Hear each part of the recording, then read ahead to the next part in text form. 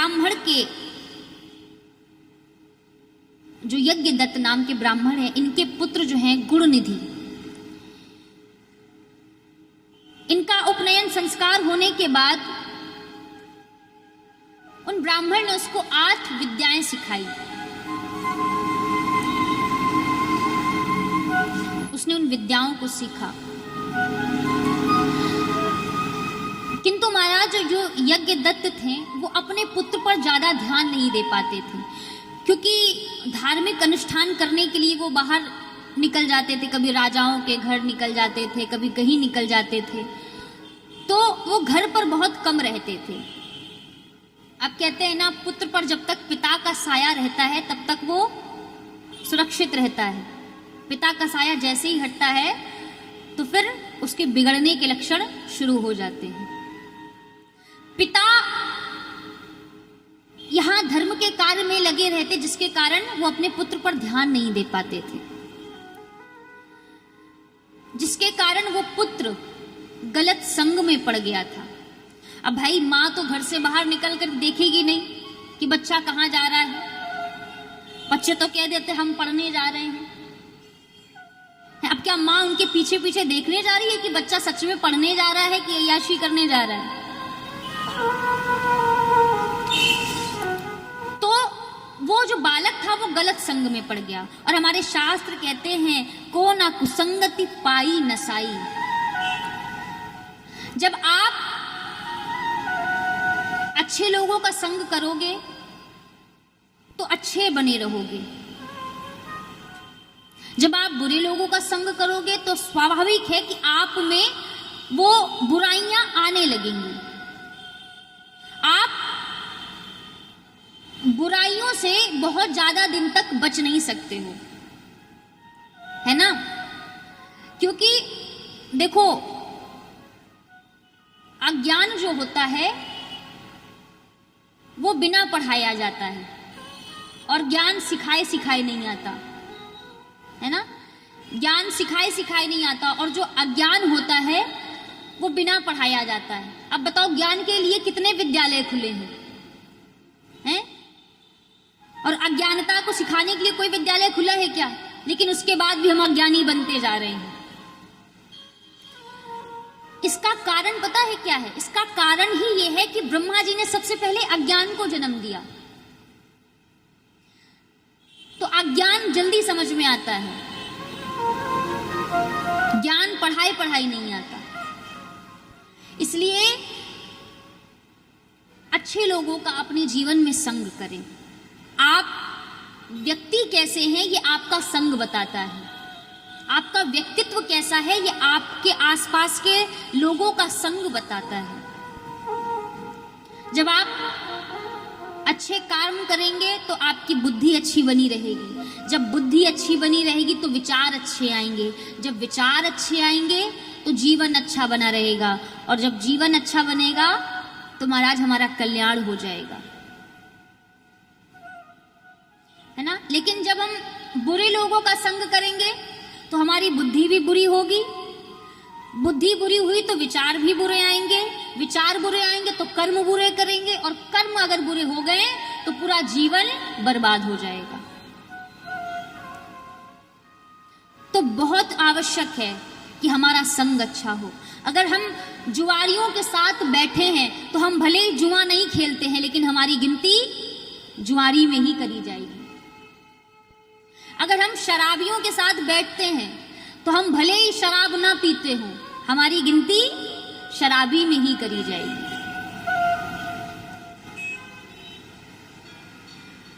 अगर हम चोर डकैतियों के साथ बैठे हैं तो हम भले ही चोरी नहीं करते हैं, लेकिन अगर कहीं चोरी भई तो पुलिस पकड़ के आपको भी ले जाएगी, भले आप चोरी करते हो ना करते हो, है? क्योंकि बैठते तो हो ना उन चोरों के साथ। तो इसलिए संग अच्छा हो। जब संग अच्छा होगा तो हमारा पूरा जीवन अच्छा होगा।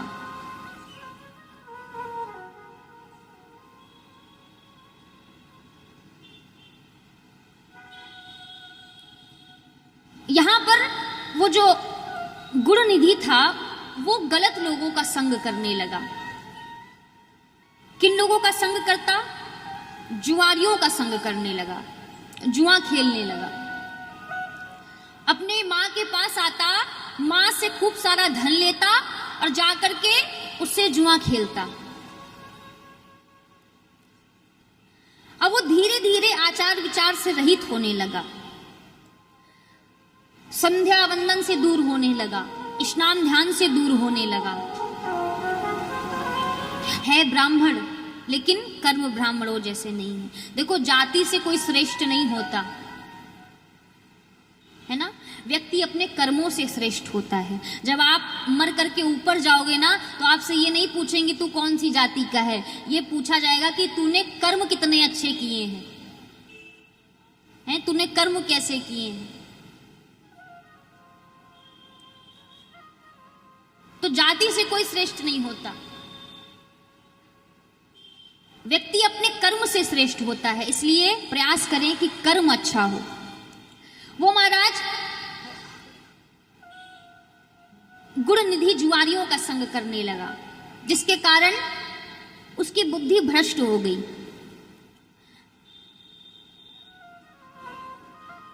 दिन भर अपने मित्रों के साथ जुआ खेलता रहता है। यहां जब पिताजी अपनी पत्नी से पूछते, यानी यज्ञदत्त अपनी पत्नी से पूछते हैं कि गुण निधि कहाँ है, तो वो यही कह देती कि अभी वो अपनी पढ़ाई कर रहा है। झूठ बोलती। जब भी पूछते हैं कि गुण निधि कहाँ है, तो कहती कि देवताओं के पूजन के लिए गया है। देखो, बच्चों की पहली गुरु कौन होती है? माँ होती है। शुरुआत के 5 साल तक एक माँ ही अपने बच्चे की गुरु होती है। अगर आप अपने बालक को समझा रहे हैं, कुछ अच्छे काम समझा रहे हैं, कुछ अच्छी बातें समझा रहे हैं, कुछ अनिष्ट करने से रोक रहे हैं, और आपके बच्चे अगर सुन रहे हैं तो अच्छी बात है, और अगर नहीं सुन रहे हैं तो तुरंत उनके पिता से बताइए। पहले तो समझाने का प्रयास करिए, लेकिन जब ना समझे तो पिता से जरूर बताइए। यहां पर उनकी मां ने क्या किया कि अपने बच्चे की कमियों को छुपा लेती यज्ञदत्त से। जब भी यज्ञदत्त पूछते कि पुत्र कहाँ है, तो यही कह देती कि देवताओं का पूजन कर रहा है, पढ़ाई कर रहा है। तो यज्ञदत्त कहते कि भाई उसकी पढ़ाई तो खत्म हो गई। बोले नहीं, वो एक्स्ट्रा क्लासेस ले रहा है ना। तो गुण निधि के पापों को छुपा लेती। एक दिन मां ने गुण निधि को समझाया कि पुत्र, तुम्हारे पिता अत्यंत क्रोधी स्वभाव के हैं, तुम ये गलत कार्य करना त्याग दो। जिस दिन उनको पता चला तो वो बहुत क्रोध करेंगे। तुम 19 वर्ष की हो गए हो, तुम्हारी पत्नी 12 वर्ष की है, तुम अच्छे काम करो। तुम्हारे पिता इतने अच्छे कार्य करते हैं और तुम गलत लोगों का संग करते हो, जुआ खेलते हो, मुझसे धन लेकर के जाते हो। लेकिन उस गुणनिधि के समझ में कुछ नहीं आ रहा, क्योंकि अब वो इन सब चीजों के आदी हो गया, आसक्त हो गया।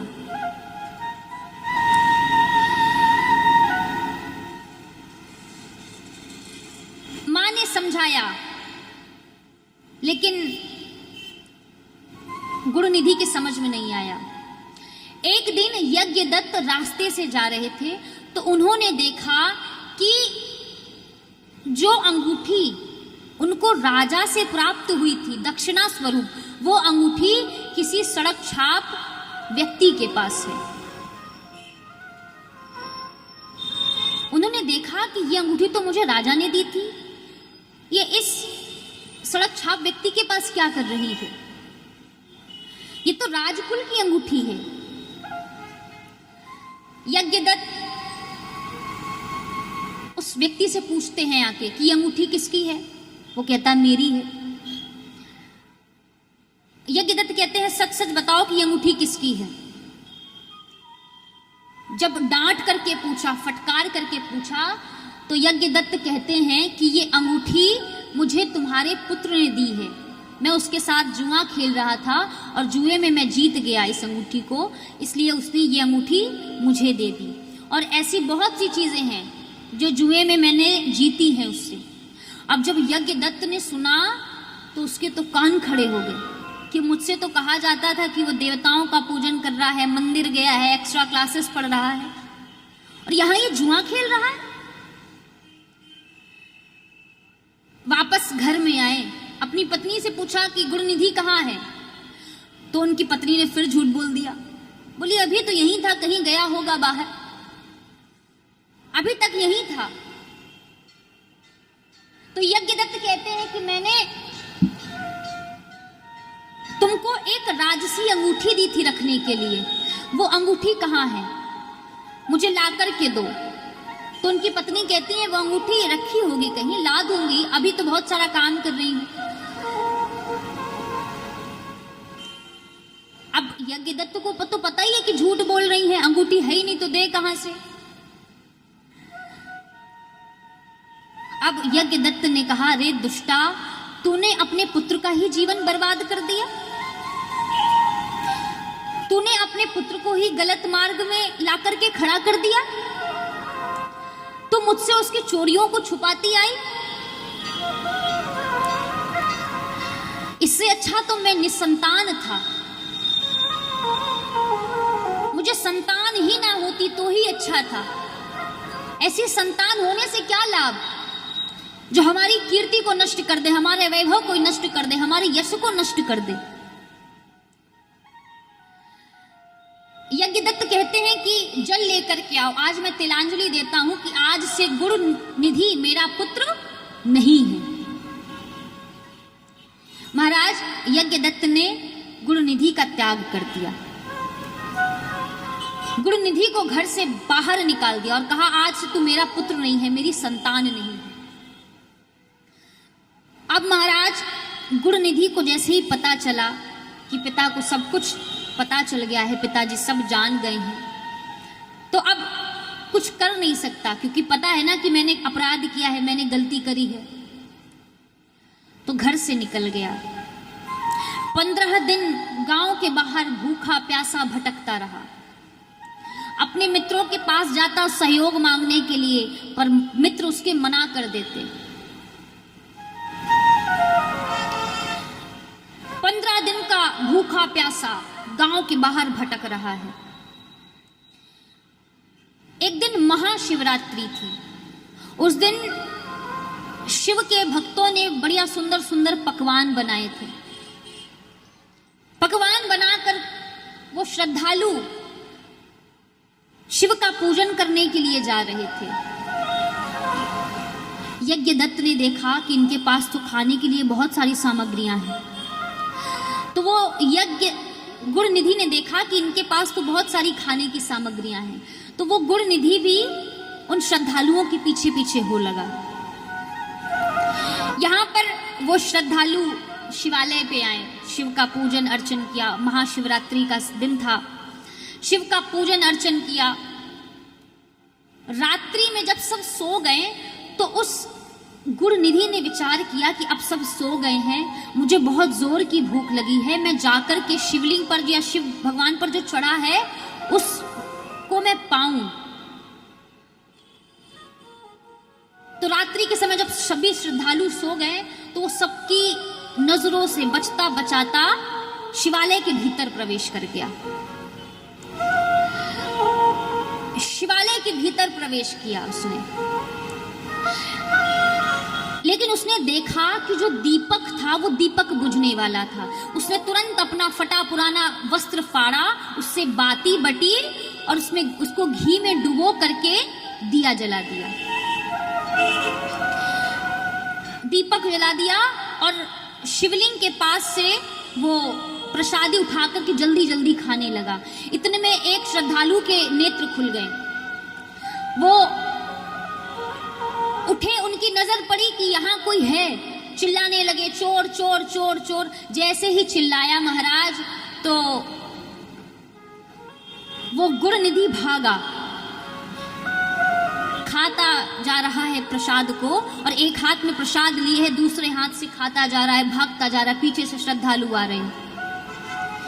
महाराज इतने दिन का भूखा प्यासा था, भागने की सामर्थ्य नहीं थी, शक्ति क्षीण हो गई थी, दौड़ता दौड़ता थक गया, धड़ाम से धरती पर गिरा, उसके प्राण निकल गए, उसके प्राण निकल गए। यम के दूत उसको लेने आए, लेकिन उसका स्पर्श नहीं कर पा रहे। क्यों? क्योंकि उसने शिव प्रसादी को पा लिया था, जिसके कारण यम के दूत उसका स्पर्श नहीं कर पा रहे। देखो, भगवान शिव का जो प्रसाद होता है, जो नैवेद्य होता है, जो उसको स्वीकार करता है, जो उसको ग्रहण करता है, उसके जन्मों जन्मांतरों के पाप नष्ट हो जाते हैं, वो पाप मुक्त हो जाता है। बहुत से लोगों के मन में ये विचार होता है कि शिवलिंग पर चढ़ा प्रसाद नहीं खाना चाहिए, पर शिव महापुराण ऐसा कहती है कि यदि आप शिव के सच्चे भक्त हैं, आप शिव के अनन्य भक्त हैं, आप रुद्राक्ष धारण करने वाले हैं, आपकी जिह्वा पर शिव का नाम है, आप भस्म धारण करने वाले हैं, आप शिव के अनन्य भक्त हैं, शिव को अपना आराध्य मानते हैं, उनको अपना गुरु मानते हैं, उनको अपना इष्ट मानते हैं, तो आप लिंग के प्रसाद को स्वीकार कर सकते हैं। वैसे तो शिव के ऊपर चढ़ी हुई सामग्री नहीं खाना चाहिए, क्योंकि शिव के जो 10 सदस्य हैं, उनमें से एक है चंड महाशय। वो अत्यंत उनको भूख लगती थी, तो भगवान ने कहा कि उन्होंने कहा कि प्रभु, मुझे इतनी भूख लगती है कि मुझे जितना मिलता है वो भी कम लगता है। तो भगवान शिव कहते हैं कि चंड, मेरे ऊपर जो भी चढ़ेगा उसको तुम स्वीकार करोगे। इसीलिए कहते हैं कि शिवलिंग पर चढ़ा जो प्रसाद होता है वो चंड महाशय का होता है। तो जो ज्योतिर्लिंग है, जो स्वयंभू शिवलिंग है, उन पर चढ़ा नैवेद्य नहीं खाना चाहिए। लेकिन हाँ, अगर कोई संत उठा करके आपको वो प्रसाद दे दे, कोई पुरोहित आप उठा करके वो प्रसाद दे दे, तो कभी मना भी नहीं करना चाहिए, उसको स्वीकार कर लेना चाहिए। शिव की जो जलहरी होती है उसको कभी नागना नहीं चाहिए। ध्यान से सुनिएगा, जो शिव की जलहरी होती है उसको कभी नागना नहीं चाहिए। जो ऐसा करते हैं उनके जीवन के सारे पुण्य नष्ट हो जाते हैं। हम कहीं भी खड़े होकर के शिवलिंग पर जल चढ़ाने लगते हैं, ये भी नहीं करना चाहिए, क्योंकि शिवलिंग के आसपास की जगह शिव के सदस्यों की होती है। जो शिव के 10 सदस्य हैं, जो शिव के 10 सदस्य हैं, उनका स्थान होता है शिवलिंग के आसपास। कहीं माँ भवानी बैठी हैं, कहीं गणेश जी बैठे हैं, कहीं कार्तिकेय बैठे हैं, कहीं नंदी बैठे हैं। तो कहां पर खड़े होकर के जल चढ़ाएं? शिवलिंग के पीछे होकर के। शिवलिंग की जलहरी होती है उत्तर दिशा की ओर, है ना? किधर होती है? उत्तर दिशा की ओर। तो आप दक्षिण दिशा की ओर खड़े होकर के शिव पर जल चढ़ाएं, क्योंकि वही स्थान होता है जो खाली होता है। बाकी अन्य स्थानों पर शिव के सदस्यों का वास होता है। इसलिए ये नहीं कि कहीं भी खड़े और कहीं से भी जल चढ़ाना शुरू कर दो।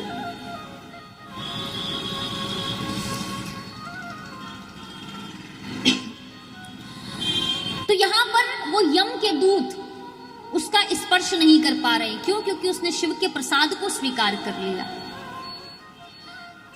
तभी शिव के गण आए हैं। उन गणों ने महाराज उस गुण निधि को अपने विमान में बैठाया और भगवान शिव के लोक कैलाश में ले गए उसको।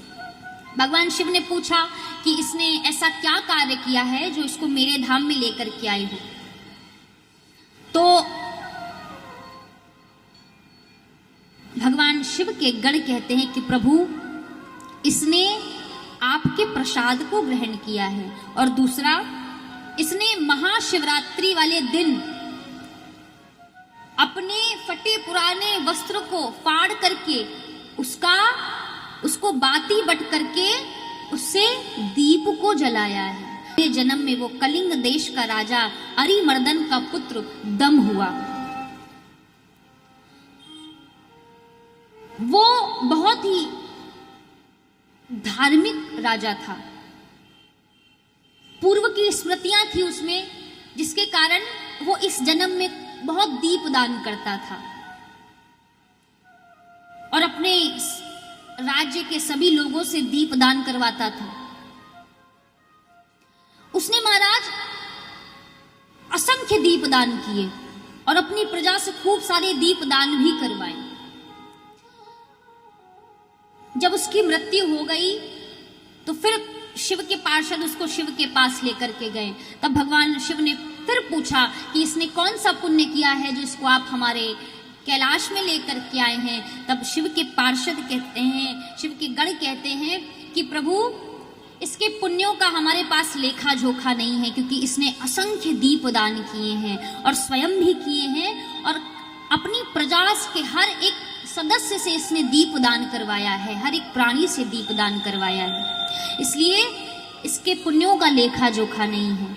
भगवान ने कहा अच्छा, फिर तो इसको महाराज इंद्र का सिंहासन मिलना चाहिए। अब जैसे ही इंद्र ने सुना कि प्रभु हमारे सिंहासन को देने की बात कर रहे हैं, तो कहा प्रभु ऐसा ना करें, एक म्यान में दो तलवार नहीं रह सकती, हमारा सिंहासन इनको ना दे। तो भगवान शिव कहते हैं कि ठीक है, मैं अपने भक्त के लिए अलग इंद्रासन की व्यवस्था करूंगा। तब भगवान शिव ने अपने कैलाश के समीप अमरापुरी नाम की एक नगरी बसाई। अमरापुरी नाम की एक नगरी बसाई जहां उन्होंने यक्षों का निर्माण किया और यक्षों का राजा उस राजा को बनाया और उसका नाम पड़ा, क्या पड़ा? कुबेर। सोचो, एक दीप दान करने से उस राजा को भगवान शिव ने धन का देवता बना दिया।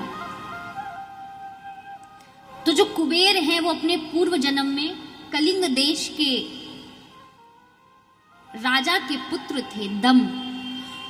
और उन राजा का जो पूर्व जन्म था वो गुणनिधि था। तो शिव की कृपा से महाराज उस राजा को धन का मालिक बना दिया गया, यक्षों का राजा बना दिया गया। अमरापुरी नामक उसको नगरी प्रदान करी भगवान शिव ने। तो शिव बहुत दयालु हैं, कृपा करने वाले हैं। महाशिवरात्रि का दिन कोई साधारण दिन नहीं है महाराज, ये एक रहस्यमयी रात होती है। इस समय ब्रह्मांड की समस्त शक्तियां जागृत होती हैं। राज राजति महाराजति महाशिवरात्रि, शिवरात्रि समनास्ति, शिवरात्रि के समान दूसरी कोई रात्रि नहीं है। ऐसी प्रकाश देने वाली रात्रि, ऐसी ज्ञान देने वाली रात्रि, अज्ञानता को दूर करने वाली रात्रि, प्रकाश देने वाली रात्रि। भगवान शिव स्वयं कहते हैं कि सर्व मंगलम शिलानाम, सबका कल्याण करने वाली, सबका मंगल करने वाली है महाशिवरात्रि। शिवरात्रि के दिन सबको शिवालय जाकर के मेरा दर्शन करना चाहिए। सत्यम सत्यम सत्यम वचनेन, भगवान शिव कहते हैं कि मैं सत्य कहता हूँ देवी, जो व्यक्ति महाशिवरात्रि के दिन मेरा दर्शन कर लेता है उस पर मैं अपनी कृपा बरसा देता हूँ, उससे मैं अत्यंत प्रसन्न हो जाता हूँ।